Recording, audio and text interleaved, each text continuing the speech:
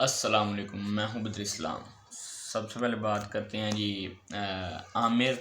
तो फिक्सर यानी तो वो कह रहा है जी बाबर आजम की T20 टीम में जगह ही नहीं बनती। तो उसके लिए सबसे पहली जो मैं एक दिखाऊंगा उसे खल्ला, वो ये है कि उसका यही मतलब होता है कि T20 क्रिकेट मार धाड़ वाली क्रिकेट है। तो जिस पिच पर क्या कहते हैं फाइनल जीता था कराची में ही मेरे ख्याल से वो मैच था। तो वो एक स्लो विकेट था, 2020 के PSL की बात कर रहा हूँ। अगर उस विकेट पर बाबर आजम भी आउट हो जाते कोई एक बेतुकी शॉट खेल के, तो वो कराची कभी नहीं था जीता। फिर लाहौर के पास 3 होते और कराची के पास ये होता, ये 0। तो यानी PSL ये मोहम्मद आमिर के क्रेडिट पे है ना कि वो भी अभी एक PSL जीता, वो बाबर आजम की मेहरबानी की वजह से जीता हुआ है। तो अगर मैं आपको बताऊं तो उस PSL में क्या कहते हैं 11 मैचों में 10 विकटें थी मोहम्मद आमिर की, यानी फिक्सर की, सॉरी, मोहम्मद साद नहीं लगाना चाहिए ऐसे बंदे के। तो 10 विकटें थी। हारिस रऊफ़ की 8 मैच में 10 विकटें थी। शाहीन शाह अफरीदी की 17 थी। दिलबर हुसैन, सुहेल तनवीर, सुहेल खान, ऐसे बॉलर जो थे वो इससे ऊपर थे 2020 के PSL में विकटों में। और दूसरा उसको कह देता है कि मैं मैच विनर बॉलर हूँ, मैनेजमेंट मुझ पे भरोसा करती थी। तो मैं वो मैच विनर भी आपको बता देता हूँ वो क्यों बनता है। वो चैम्पियंस ट्रॉफ़ी बताऊँ तो 4 मैच में उसने 5 विकटें ली थी। तो मैं सीधी फ़ाइनल की बात कर लेता हूँ क्योंकि फ़ाइनल की फक्की सारे देते होते हैं। तो फ़ाइनल की फक्की ये है कि उसने वो चोकर्स को ही आउट किया है जो कि अक्सर चोक कर जाते हैं। इससे अगले बड़े मैच में भी वो 2019 में चोक उन्होंने किया था। इससे पिछले मैचों में भी मतलब कि 2015 में भी उन्होंने चोक किया था। तो 2018 में एशिया कप हुआ है, यही रोहित शर्मा था जिसने मारा भी था आमिर को। 40 रन इसने 5 ओवर में दिए थे, फिर डर के बाहर भाग गया था। तो ये वो चोकर होते हैं। ये इस दफ़ा भी वो पिच का हेर फेर करके वो उन्होंने रन किए, नहीं तो रन जिनसे नहीं थे उन्हें। तो चोकर को आउट करके बड़ा बन रहा होता है। तो अगर हसन अली वहाँ पे धोनी को आउट ना करते, हार्दिक पांड्या रन आउट ना होता, तो मैच तो शायद इंडिया तब भी जीत जाता। 100% तो नहीं कह रहा, तो शायद इंडिया को का वहाँ पे कुछ 50% चांस तो बनता होता ना। अगर आपने कोई टूर्नामेंट जीतना होता तो आपको सारे मैचेस में परफॉर्मेंस देनी होती है, एक मैच में परफॉर्म नहीं करना होता। तो उसके अलावा इसके लिए वही मतलब कह रहा बाबर की T20 में जगह नहीं बनती। तो इसके लिए एक यही लितर काफ़ी होगा कि पाकिस्तान के T20 इंटरनेशनल जो शो हैं पाकिस्तान ने बनाए हैं वो 5 हैं, जिसमें 3 बाबर के हैं। और बाबर के जो ओवरऑल T20 जो शो हैं वो 10 हैं और पाकिस्तान के 5 हैं, और 5 में भी 3 बाबर के हैं। तो खैर अब इससे आगे बढ़ते हैं। Babar Azam step down as a T20 sorry all format captain. तो मेरे ख्याल से बाबर आजम की सबसे बड़ी गलती यही थी कि उन्होंने कप्तानी की।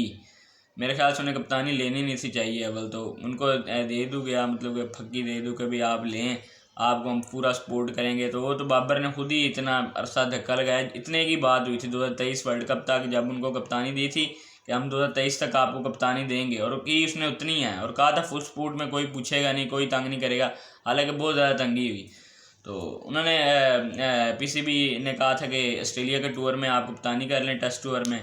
तो बाबर ने कहा नहीं। वैसे भी पाकिस्तान की जो मौजूदा टेस्ट टीम है, कोई भी बेवकूफ़ ही इंसान होगा जो कप्तानी करेगा ऐसी टीम के साथ, वो भी ऑस्ट्रेलियन टूर में। तो ये तो वही बात हो गई है कि हमने वो टीवी के रिमोट के को ख़रीदने के लिए टीवी को ही बेच दिया, यानी कि कप्तानी देने के लिए, यानी कप्तानी को हमने बेच दिया एक किस्म का। ये कप्तानी मेरे ख्याल से दोबारा बाबर आजम को ऑफ़र होगी, मगर अब जो कि एक बन रहा है, इमेज बन रही है कि बाबर आजम ने खुद रिज़ाइन किया है। तो मेरे ख्याल से अब हो सकता है साल डेढ़ में बाबर आजम को टेस्ट या वनडे की कप्तानी दोबारा ऑफ़र हो सकता है T20 की भी हो, मगर मेरा नहीं ख्याल बाबर आजम अब कप्तानी एक्सेप्ट करने वाले हैं। तो उसके अलावा आकिब जावेद ने कहा कि मैंने जो है वो हारिस रऊफ़ और शाहीन शाह अफरीदी को T20 के लिए ग्रूम किया है, वनडे के लिए नहीं किया। तो मतलब कि जो पीछे वो वनडे में अच्छी परफॉर्मेंस दिखा रहे थे, अभी तो ग्रुपिंग की वजह से नहीं दिखा रहे थे ना। इससे पीछे जब पाकिस्तान नंबर 1 टीम बना, ये परफॉर्म कर रहे थे, तो क्या बाबर ने ग्रूम किए थे? तो फिर तो क्रेडिट बाबर को जाता है ना। अगर ये इसने हाथ उठा लिए हैं तो फिर तो मेरे ख्याल से वो जो उसने अच्छी परफॉर्मेंस दिखाई है उन्होंने, उसका क्रेडिट बाबर को जाता है। मगर मैं तो फिर भी ये क्रेडिट बाबर को दूंगा कि उसने हारिस रऊफ़ को T20 में बिल्ट किया, मतलब कि वो मुसलसल रन ज़्यादा देता था, अब वो अपने रन रेट पे भी उसने कंट्रोल कर लिया है। तो मेरे ख्याल से हारिस रऊफ़ की बॉलिंग का जो सारा शेयर है वो बाबर आजम के सर पे ही जाता है T20 में। और उसके अलावा इंडिया वर्सेस न्यूजीलैंड, इंडिया ने फिर वो अपनी औकात ही दिखाई है, बचकाना मतलब कि काम किए हैं। पिच बदल ली है, ICC के जो हैं वो रूल्स के ख़िलाफ़ जाके उन्होंने पिच भी बदल ली है और सेमीफाइनल्स की। उसके अलावा टॉस भी उनका बहुत ज़्यादा मशकूक होता है। और उसके अलावा कोहली जो टिम साउथी की गेंद पर दूसरी LBW अपील हुई, तो वो पता नहीं आज कहाँ से आ गया, वो बैट के पास से गुजर रही है, वो टॉप के पास से गुजर रही है गेंद। तो जब वो DRS आया तो वो बैट का एज यहाँ से लग रहा है, हालांकि जब गुजरी थी वो टॉप से गुजरी थी, वो हैंडल के पास जो होती है ना जगह ऊपर से, वहाँ से पास से गुजरी थी। और बाद में जब एज लगा तो वो बॉटम का लगा। हालांकि केन विलियमसन भी जब रिव्यू लेने गए थे, उन्होंने पूछा था कि हाइट का कोई इशू तो नहीं बनेगा, तो टिम साउथी ने और वो पीछे टॉम लैथम ने कहा था नहीं हाइट का कोई इशू नहीं है। तो वो बहुत कॉन्फिडेंट हो गए, खुश हो के आगे चला गया था भाई अब शायद आउट मिल जाए। तो उसको ना तो वो आउट दिया गया, और कोहली की पहली जो सेमीफाइनल की बाउंड्री है वो भी धक्के से लगवा दी गई।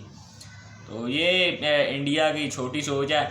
मैं ये नहीं कह रहा कि कोहली बुरा प्लेयर, कोहली अच्छा प्लेयर है, टीम मैन प्लेयर है, मगर इस तरह तो ये क्रिकेट की आप बिल्कुल बदनामी मतलब कर रहे हैं। अब अगला मैच अहमदाबाद में जो होना है वो मेरे ख्याल से कहा जा रहा है कि वही पेच इस्तेमाल होगा जो पाकिस्तान के खिलाफ हुआ था, जो कि रिवायती अहमदाबाद का विकेट नहीं है, लैक ऑफ बाउंस होता है वहाँ पे, और गेंद ज़्यादा अच्छी ग्रिप होगी स्पिनर के लिए। तो अगली वीडियो तक अपना ख्याल रखिएगा। अल्लाह हाफिज़।